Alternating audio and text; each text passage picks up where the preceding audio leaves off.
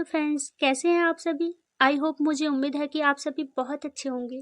लीजिए, हाजिर हैं हम एक और नई कहानी के साथ, जिसका नाम है एक गरीब किसान की दुख भरी कहानी, सैड हिंदी कहानी। ये कहानी आपकी आंखें थोड़ी नम करने के साथ साथ आपको बहुत कुछ सिखाकर भी जाएगी। जी हाँ, ये इमोशनल होने के साथ साथ मोटिवेशनल भी है।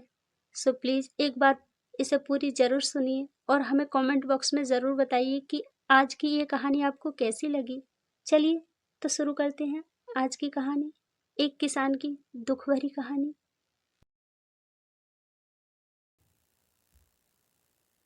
एक गरीब किसान की दुख भरी कहानी, सैड हिंदी कहानी। एक बड़ा ही धनवान आदमी एक गांव में रहता था। जैसे कि ज्यादातर पैसे वालों का होता है, इस धनवान सेठ को भी अपने पैसों का घमंड था। वह जिस गांव में रहता था वहां पर ज्यादातर लोग किसान थे। इन सभी किसानों के पास जितनी जमीन थी उससे कई गुना ज्यादा जमीन इस सेठ के पास थी।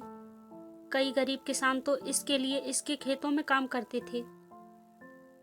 इसी गांव में मोहन नाम का एक बड़ा ही मेहनती और सच्चा किसान रहा करता था। मोहन का परिवार थोड़ा बड़ा था। उसके परिवार में उसके बूढ़े माँ बाप, पत्नी और 3 बच्चे थे जो अभी काफी छोटे थे। मोहन के पास ज्यादा जमीन नहीं थी, लेकिन जितनी भी थी उसमें वह बड़ी मेहनत करता और अपने परिवार का पेट पालने लायक अनाज उगा लेता था। बाकी के किसान भी यह देखकर हैरान रह जाते कि कोई कैसे इतनी सी जमीन में इतना ज्यादा फसल उगा सकता है। एक वर्ष उस गांव में काफी ज्यादा बारिश हुई, जिसके चलते कई किसानों की फसलें बर्बाद हो गईं, जिनमें से एक मोहन भी था। अब मोहन धर्म संकट में पड़ गया, क्योंकि उसके परिवार में उसके अलावा कोई और कमाने वाला था ही नहीं और अपने परिवार को भूखा मरते हुए वो देख नहीं सकता था। वह जानता था कि इस गांव में अगर कोई उसकी मदद कर सकता है तो वह वही घमंडी सेठ है, जिसने गांव के कई अन्य गरीब किसानों को या तो कर्ज दिया है या तो अपने यहाँ काम पर रखा हुआ है। हाथ पर हाथ धरे बैठे रहने की बजाय उसने इस सेठ के पास जाने का फैसला किया और एक दिन उसके पास पहुंच गया। सेठ के पास पहुंचकर मोहन बोला, सेठ जी, आपकी बहुत मेहरबानी होगी अगर आप मुझे थोड़ा सा कर्ज दे दें, जिससे मैं अपने खेतों में फिर से कोई फसल उगा सकूं, या फिर आप मुझे अपने यहाँ नौकरी दे दें ताकि मेरे परिवार को 2 वक्त का खाना मिल सके। घमंडी सेठ को उसकी इन बातों से कोई मतलब नहीं था, लेकिन गांव के सारे लोगों की तरह वह भी यह जानता था कि मोहन कितना मेहनती है और वह जिस भी खेत में काम करेगा वहां पर वह दुगनी फसल उगा सकता है। सेठ ने सोचा, अगर मैं इसे पैसे उधार देता हूँ तो शायद यह इस स्थिति में नहीं है कि मुझे वापस लौटा सके, लेकिन अगर मैं इससे अपने खेतों में काम करवाता हूँ तो मुझे जरूर दुगना फायदा होगा। सेठ मोहन से बोला, देख भाई, पैसा तो मैं तुझे दूंगा नहीं और मेरे पास अभी खेतों में काम करने के लिए कई किसान पहले से मौजूद हैं, लेकिन तुझ पर तरस खाकर मैं तुझे अपने खेतों में नौकरी देता हूँ, पर मैं तुझे इसके लिए ज़्यादा पैसे नहीं दूंगा। बाकी किसानों को मैं 300 देता हूँ, मैं तुझे 200 ही दे पाऊंगा। मरता क्या ना करता, मोहन ने सेठ की शर्त मान ली और उसी दिन से सेठ के खेतों में काम करना शुरू कर दिया। 2 महीनों तक नियमित वो सेठ के खेतों में जाकर कड़ी मेहनत करता और देखते ही देखते 4 महीने का काम उसने अपनी मेहनत से 2 महीनों में ही खत्म कर दिया। सेठ उसके काम से काफी खुश था, लेकिन वह कभी उसको यह जताता नहीं था। जब सेठ ने देखा कि उसका खेतों का काम अब खत्म हो चुका है, अगर वह मोहन को काम से निकाल देता है तो उसके 2 महीनों के पैसे बच जाएंगे। तब सेठ ने मोहन को काम से निकालने का फैसला किया। एक बार सेठ को ये विचार भी आया कि इतना मेहनती आदमी शायद उसे दोबारा ना मिले, लेकिन फिर उसने सोचा कि जब अगले साल काम आएगा तब उसे फिर से नौकरी पर रख लेगा। आखिर इस गांव में उसके अलावा है ही कौन जिसके आगे ये लोग हाथ फैलाएंगे। एक दिन सेठ ने मोहन को अपने पास बुलाकर उसको उस दिन का पैसा दिया और साथ में यह भी कहा कि कल से तुमको काम पर आने की जरूरत नहीं है। अब मेरे पास तुम्हारे लिए कोई काम नहीं बचा है। जब मेरे पास काम आएगा तो मैं तुम्हें बुला लूंगा। यह सोचकर मोहन का दिल बैठ गया। पिछले 2 महीनों से कम ही सही उसके बच्चों और परिवार के पेट में अन्न का दाना तो जा रहा था। अब वह क्या करेगा, यही सोचकर उसकी आंखों से आंसू निकल आए। मोहन ने सेठ के पैर पकड़ लिए और गिड़गिड़ाने लगा, सेठ जी मुझे इस काम की बहुत ज़रूरत है, मुझे मत निकालिए।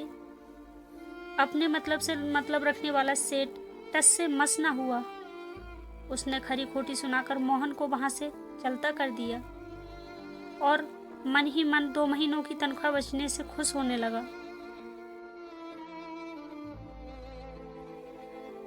अगले दिन जब सेठ सवेरे उठा और अपने आंगन में आया तो उसने देखा कि मोहन उसके आंगन में बैठा था। सेठ ने उसको पास बुलाकर पूछा कि क्या हुआ, तुम क्यों यहाँ बैठे हो। मोहन बोला, सेठ जी मुझे वापस काम पर रख लीजिए। आप जानते ही हैं मेरी आर्थिक परिस्थिति कैसी है, थोड़ी दया कीजिए। लेकिन सेठ ने उसकी एक न सुनी और फिर एक बार उसे बुरा भला कहकर वहां से जाने के लिए कहा। बेचारा मोहन अपना सिर नीचे झुका के वहां से चला गया। अगले दिन फिर यही घटना दोहराई गई। मोहन फिर सेठ के आंगन में बैठा था। सेठ ने फिर उसको वहां से जाने के लिए कहा। यही घटना अगले कई दिनों तक चलती रही। अब तो मोहन सेठ के हकालने पर भी वहां से नहीं जाता था और वहीं बैठा रहता था। एक बार सेठ ने उससे पूछ लिया, तुम कैसे आदमी हो, मैं तुम्हारा इतना अपमान करता हूँ लेकिन तुम्हें कोई फर्क ही नहीं पड़ता। तब मोहन ने सेठ से कहा, बुरा तो बहुत लगता है सेठ जी, लेकिन जब घर जाता हूँ और भूख से बिलखते अपने माँ बाप और बच्चों को देखता हूँ तब यह अपमान मुझे कुछ भी नहीं लगता। इतना सब कुछ होने के बाद भी सेठ का दिल जैसे पत्थर का बना हुआ था। उसने मोहन को अभी तक काम पर नहीं रखा और ना ही उसका ऐसा करने का कोई इरादा था।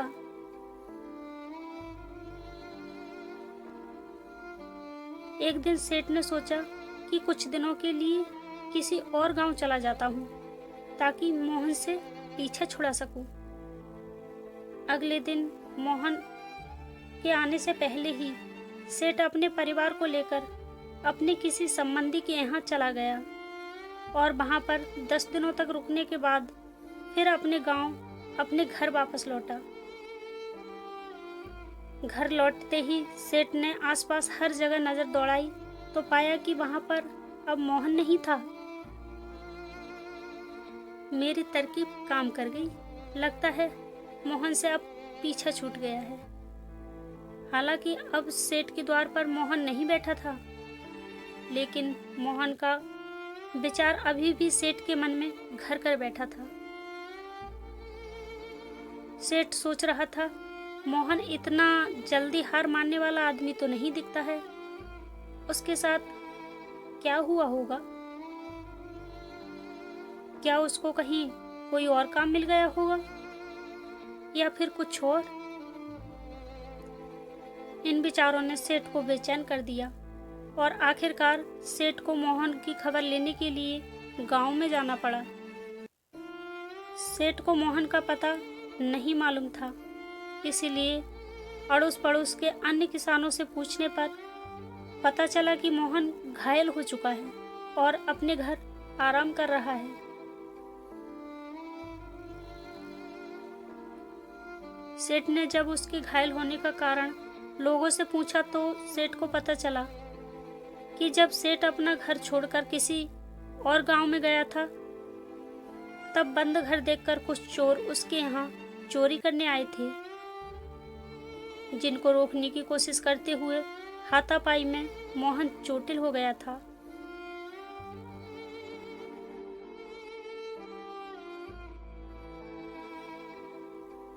ये सब जानने के बाद सेठ का पत्थर दिल भी अब मोम की तरह पिघल गया।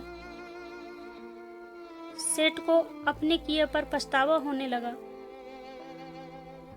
सेठ ने अपने आप को याद दिलाया कि कैसे उसने एक शरीफ और सच्चे आदमी को ज्यादा काम करवाकर भी उसको पूरा पैसा नहीं दिया, और जिसको गले से लगाना चाहिए था उसको ठोकर मारकर भगाता रहा। सेठ मोहन का घर का पता पूछकर उसके घर पहुंचा तो देखा कि मोहन की घर की हालत बहुत खराब है। उसका परिवार भूख से बेहाल है और वह खुद भी अपने हाथ पैरों पर चोट के साथ एक खाट में पड़ा हुआ है। यह दृश्य देखकर सेठ की आंखों से आंसू बह निकले।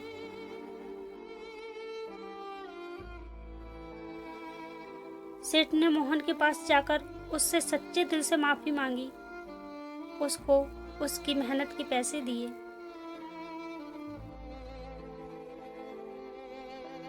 उसका इलाज करवाया और उसको हमेशा के लिए अपने यहाँ काम पर रख लिया।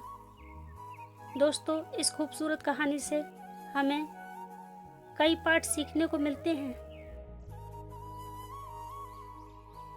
कहानी से सीखने लायक पाठ।